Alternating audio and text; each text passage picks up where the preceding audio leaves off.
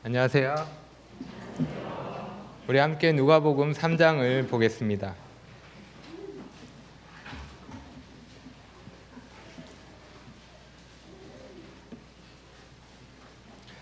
누가복음 3장 1절에서 6절까지입니다.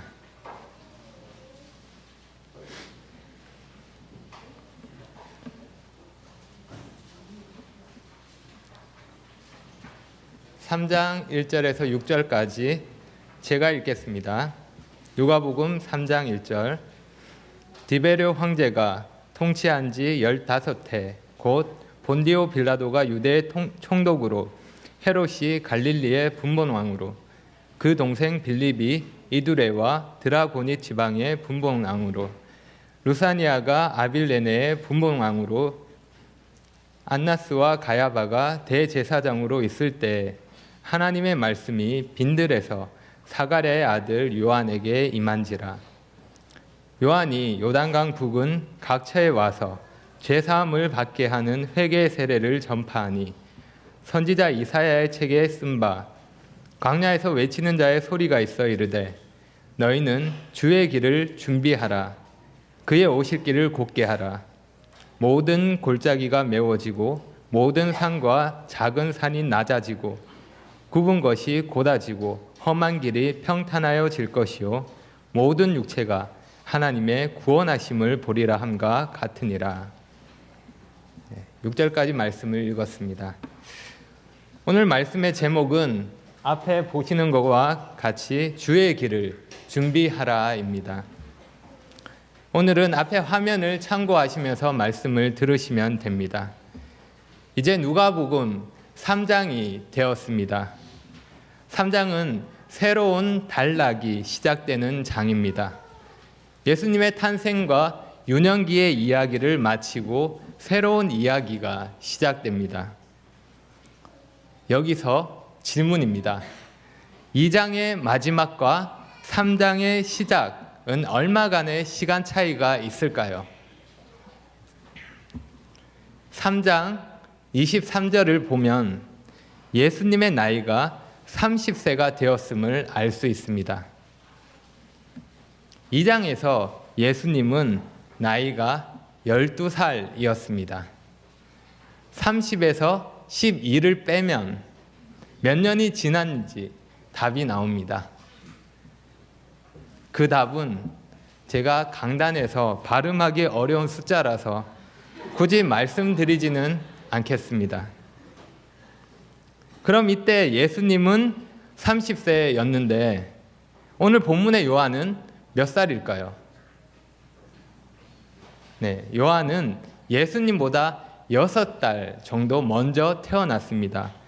같은 나이겠죠. 이렇게 시간이 흘러서 오늘의 본문의 이야기가 시작됩니다.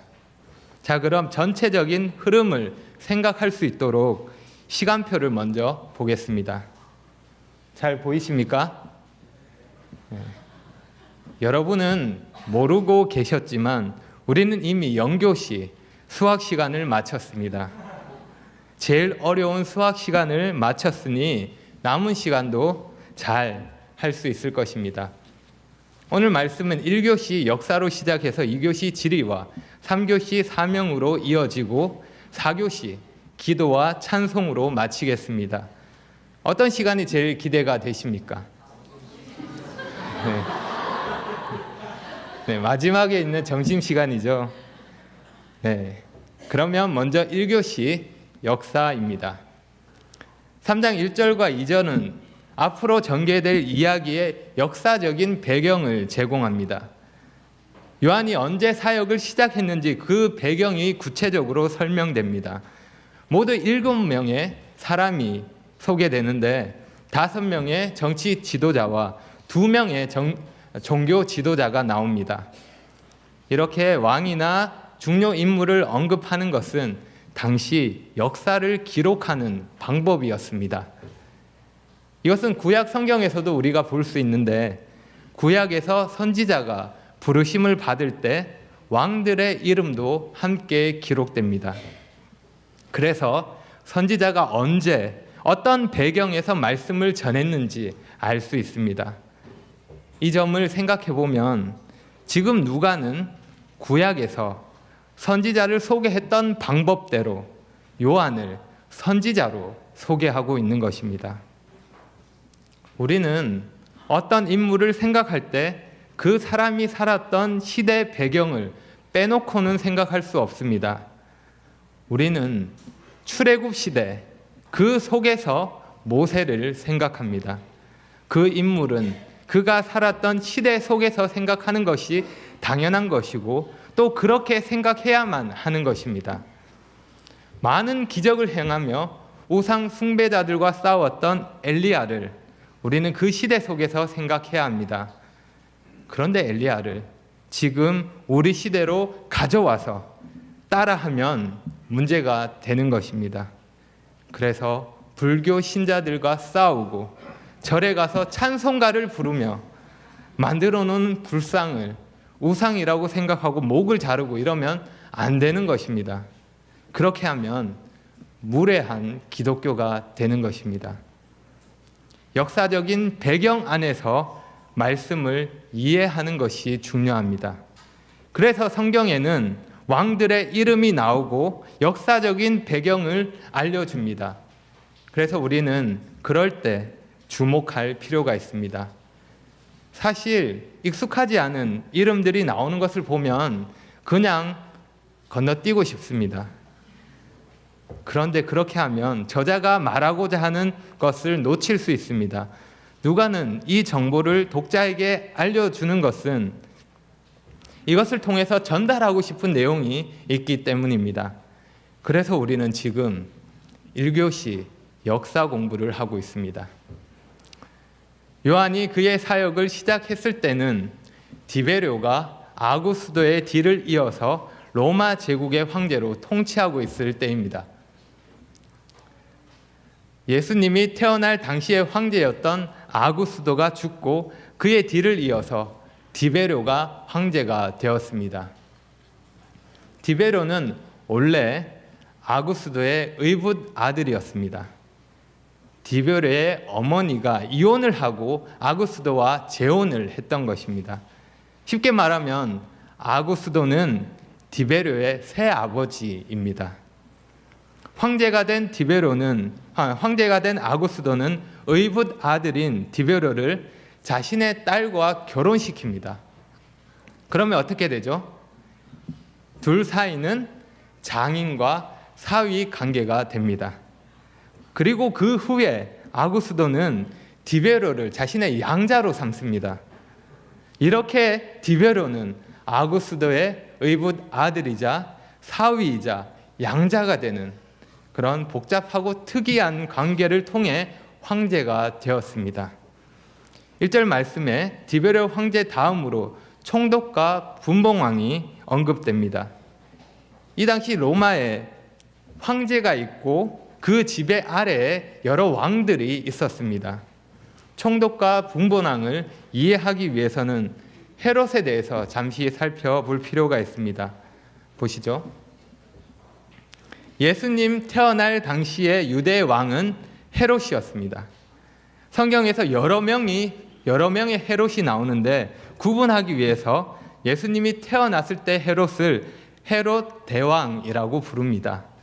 그리고 그 이후에 나오는 헤롯들은 헤롯 대왕의 아들들 그리고 자손들입니다. 헤롯 대왕은 로마 정치 상황에 능수능란하게 대처했습니다. 정치적 수완이 아주 뛰어난 자였습니다.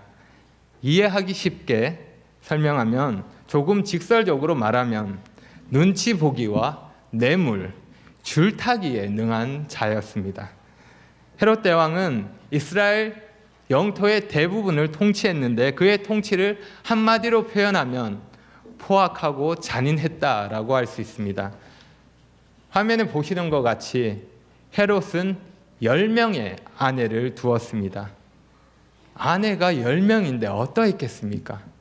한 명하고 사는 것도 쉽지 않은 일입니다. 헤롯의 아내들은 자신의 아들을 후계자로 만들려고 싸웁니다.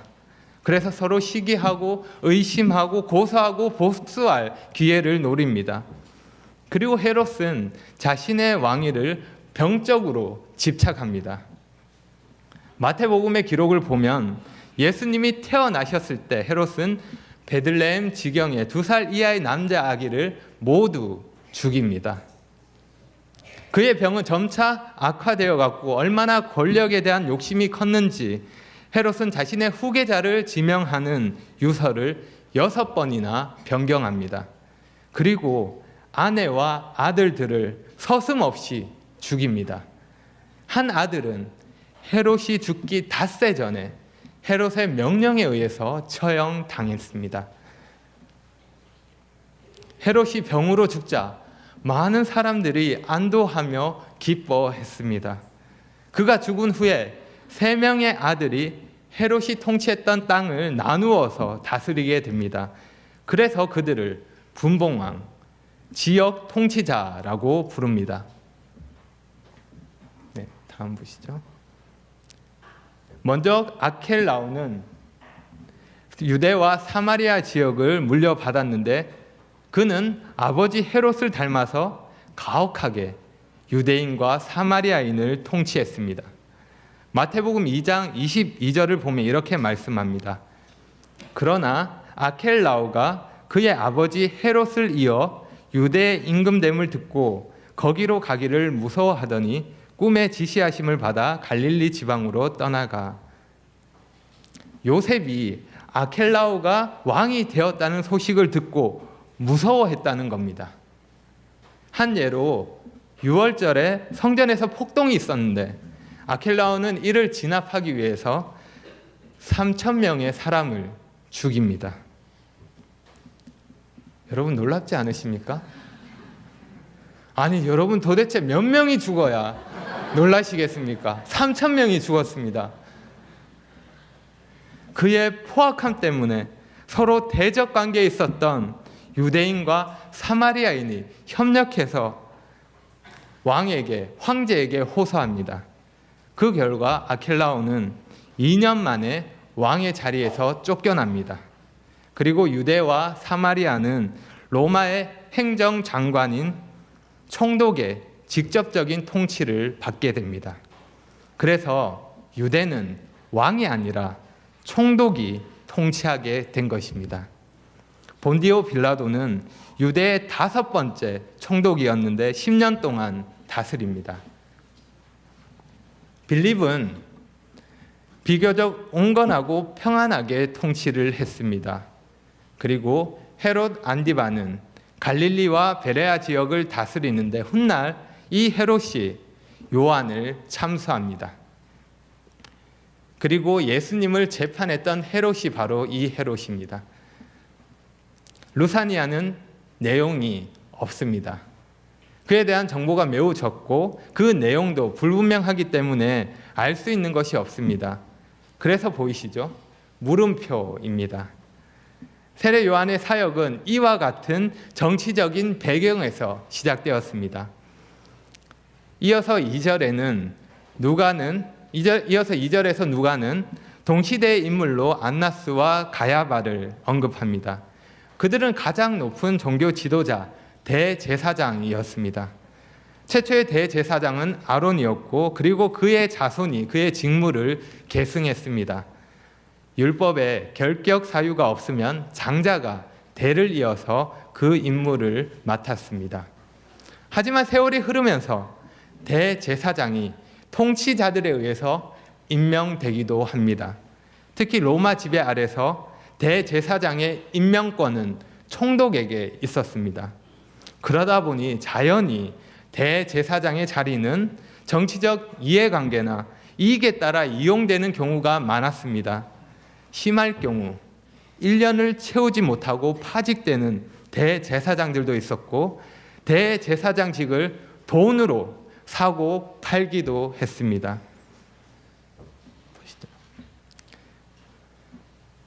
요한이 사역을 시작한 이 시기에 공식적인 대제사장은 가야바였습니다. 가야바는 안나스의 사위입니다. 전임 대제사장으로서 안나스는 자신의 사위인 가야바의 배후에서 막대한 권력을 휘두릅니다. 그래서 요한복음에 보면 예수님께서 잡히셨을 때 먼저 안나스에게로 끌려가셔서 신문을 당하십니다. 안나스는 공식적으로 대제사장직을 수행하지는 않았지만 죽을 때까지 이 직책을 가지고 있었던 것입니다. 그래서 누가는 안나스와 가야바가 대제사장으로 있을 때라고 기록합니다. 잘 보시면 대제사장들이 아닙니다. 2명인데 단수로 말하고 있습니다.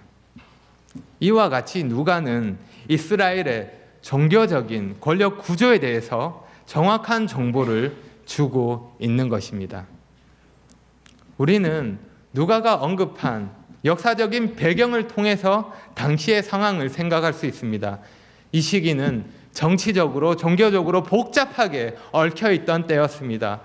종교 지도자들은 물론 정치 지도자들도 권력을 휘두르며 각자의 욕심을 채우기에 바빴고 힘없는 백성들은 희생양이 되었습니다. 그러는 동안에 메시아에 대한 기대와 기다림은 절정에 달하게 됩니다. 하나님이 약속하신 그 메시아를 간절히 갈망했던 것입니다. 바로 이때 요한의 사역이 시작됩니다. 자, 그럼 1교시를 마치고 2교시를 시작하겠습니다. 쉬는 시간 없이 바로 하겠습니다. 오늘 본문에는 여러 지명이 나옵니다. 지도를 함께 보시겠습니다. 이 지역을 3명의 분봉왕과 총독이 나누어서 통치하는 겁니다. 다음 보시죠. 유대와 사마리아는 빌라도가, 갈릴리와 베레아는 헤롯이, 그리고 그 위의 지방은 빌립과 루사니아가 다스리게 됩니다. 2절 말씀을 다시 한번 보겠습니다. 안나스와 가야바가 대제사장으로 있을 때 하나님의 말씀이 빈들에서 사갈의 아들 요한에게 임한지라. 하나님의 말씀이 요한에게 임합니다. 이것은 하나님의 말씀이 분명히 요한에게 주어졌음을 묘사하는 것입니다.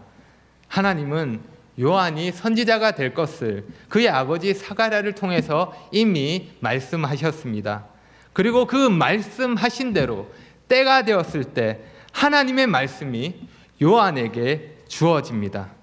그래서 요한은 선지자로서 하나님의 말씀을 선포하는 자가 되었습니다. 그 말씀이 어디에서 주어졌습니까? 네, 빈들입니다. 2절에 나오는 빈들이라는 말과 4절에 나오는 광야라는 말은 같은 말입니다. 둘 다 같은 단어입니다. 빈들을 그냥 광야라고 생각하셔도 됩니다. 그곳이 어디인지 정확히는 알 수 없지만 아마 여기쯤이라고 추측합니다. 요한은 이 빈들에서, 광야에서 성장했습니다. 1장 80절을 보면 아이가 자라며 심령이 강하여지며 이스라엘에게 나타나는 날까지 빈들에 있느니라.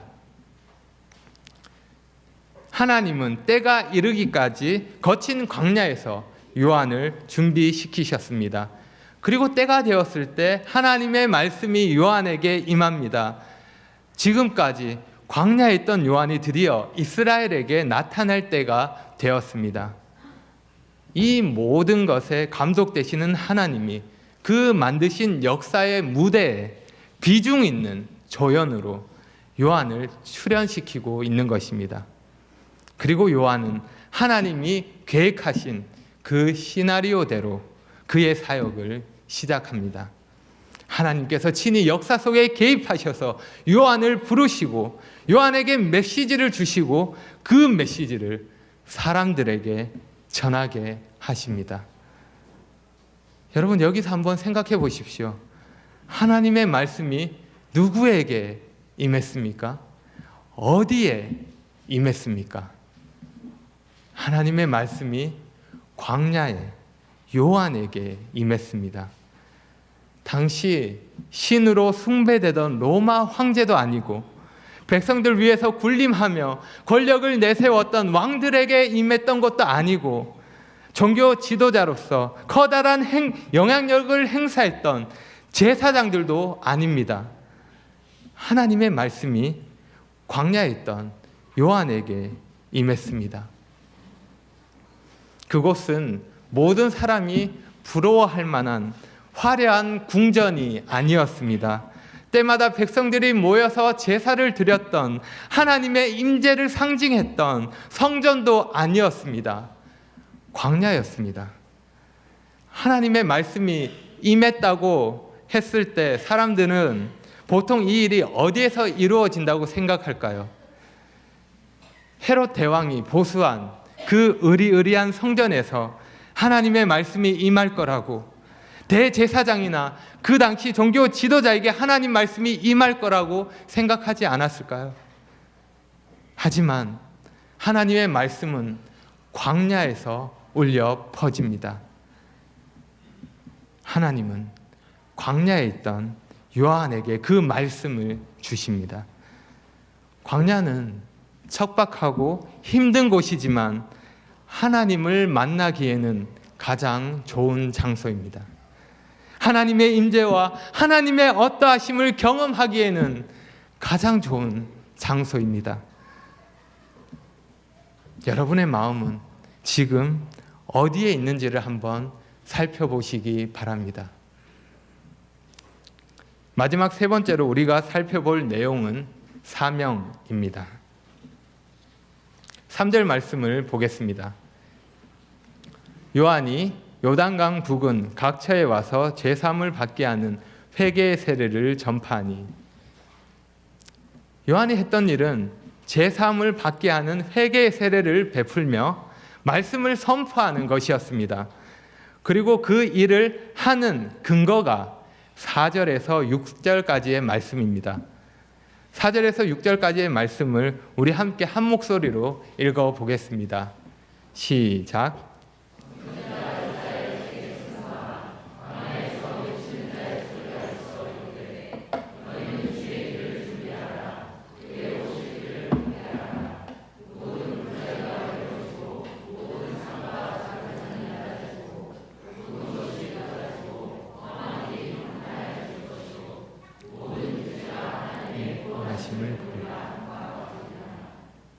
네, 이 구약의 말씀은 요한의 사명을 말해주는 것입니다.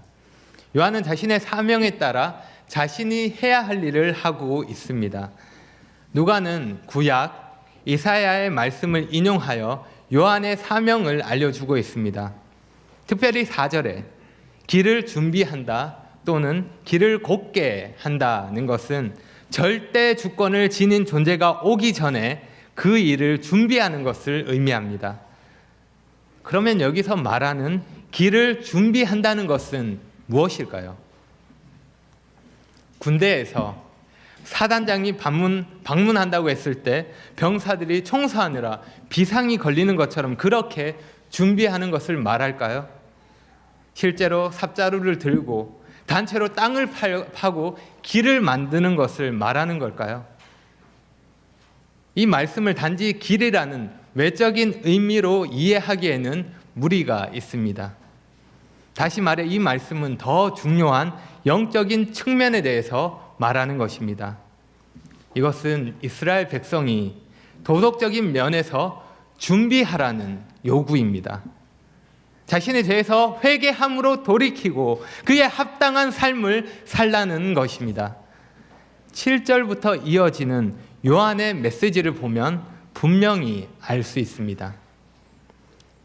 하나님이 약속하신 메시아, 그 구원의 하나님을 소개하며 사람들을 준비시키는 것이 요한의 사명이었습니다. 사람들로 하여금 오실 메시아에게 반응하도록 마음을 열게 하는 것입니다.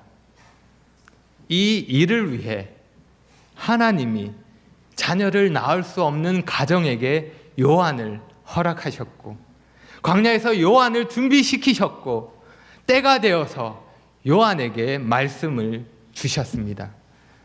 하나님이 구약의 말씀을 성취하시며 역사를 이루어 가시는 겁니다. 그리고 요한은 하나님이 약속하신 구원이 다가오고 있기 때문에 자신의 사명에 따라 사람들에게 하나님의 말씀을 외치고 있습니다. 다시 말해, 요한은 하나님의 약속과 그분의 섭리와 그분의 능력을 통해 주어진 자신의 사명을 알고 그 사명에 헌신하고 있는 것입니다. 우리는 이 요한을 통해서 사명에 대한 교훈을 배울 수 있습니다. 우리가 이 땅에서 마땅히 해야 할 일, 사명을 알고 하나님이 나를 부르신 목적에 따라 그 사명에 헌신할 때 우리의 삶은 가치 있고 의미 있는 삶이 되는 것입니다. 한번 상상해 보십시오. 우리 한 사람 한 사람이 각자에게 주어진 사명에 헌신한다면, 우리 교회가 한 마음으로 하나님 주신 사명을 이루는 일에 헌신한다면, 그래서 하나님을 사랑하는 일과 이웃을 사랑하는 일에 그 사명에 헌신하며 산다면 어떻게 될까요? 여러분은 다른 사람에게 감동을 주는 인생, 선한 영향력을 끼치는 인생, 주님을 기쁘시게 하고 주님께 영광을 돌리는 그런 인생을 살고 싶지 않으십니까? 우리가 사명에 헌신된 그러한 삶을 살 때 그렇게 될 수 있습니다. 그냥 사는 것이 아니라 더 높은 삶을, 더 아름다운 삶을, 정말 사는 것 같은 삶을 살았으면 좋겠습니다. 우리 모두가 하나님이 주신 위대한 사명에 사로잡혀서 살았으면 좋겠습니다. 그래서 여러분에게 질문합니다. 여러분은 사명을 가진 그리스도인이십니까? 하나님의 위대한 목적을 위해, 사명을 위해 살고 계십니까? 여러분의 삶을 향한 하나님의 목적을 발견하고 그것에 헌신하고 계십니까? 교회는 이 땅에 하나님의 뜻과 목적을 이루는 하나님의 도구입니다.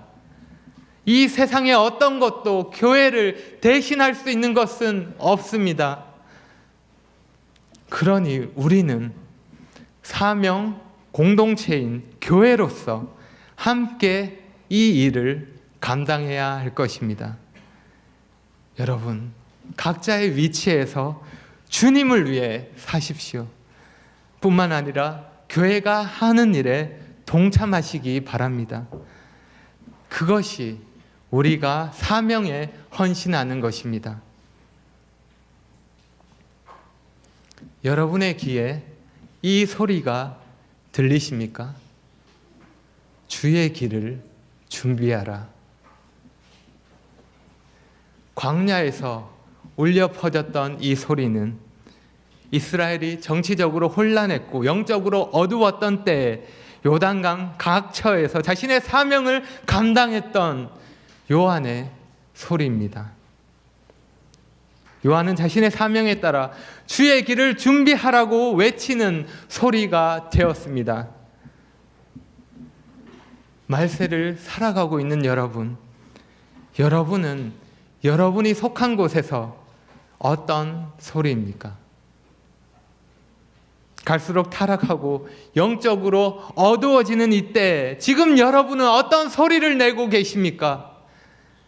사람들이 여러분을 통해서 어떤 소리를 듣고 있습니까? 우리는 우리가 전하는 소리의 근원 되시는 예수님을 닮아서 우리의 삶으로, 우리의 입술로 예수님의 소리를 내야 할 것입니다. 우리 모두가 각자 속한 곳에서 하나님을 전하는 소리로, 하나님의 말씀이 다른 사람에게 들리도록 돕는 소리로, 사람들이 호기심을 가지고 궁금해하는 그런 소리가 되어야 할 것입니다. 그렇게 예수님을 전하는 아름다운 소리가 되는 것이 우리의 사명입니다. 우리 교회의 사명입니다.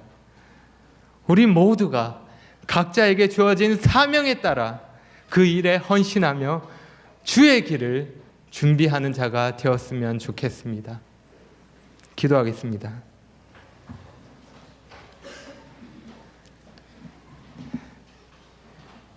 아버지 하나님, 자격 없는 저희를 부르셔서 하나님을 섬기며 살 수 있게 하심을 감사합니다. 아버지 하나님, 저희가 이 땅에 사는 날 동안에 하나님의 목적에 따라 살기 원합니다. 하나님께서 저에게 맡기신 사명에 충성하며 헌신하기를 원합니다. 그냥 내 욕심에 따라 사는 것이 아니라, 그냥 눈앞에 보이는 것만을 쫓아 사는 것이 아니라 정말 가치 있는 하나님의 나라와 그 영광을 위해서 살기를 원합니다. 그래서 주님 다시 오실 때까지 저희가 속한 곳에서 주님의 길을 준비하는 자가 되기를 원합니다. 저희를 붙드시고 인도하여 주시기를 구합니다. 계속해서 주님이 가신 길을 갈 수 있도록 힘과 용기를 주십시오. 예수님의 이름으로 기도합니다.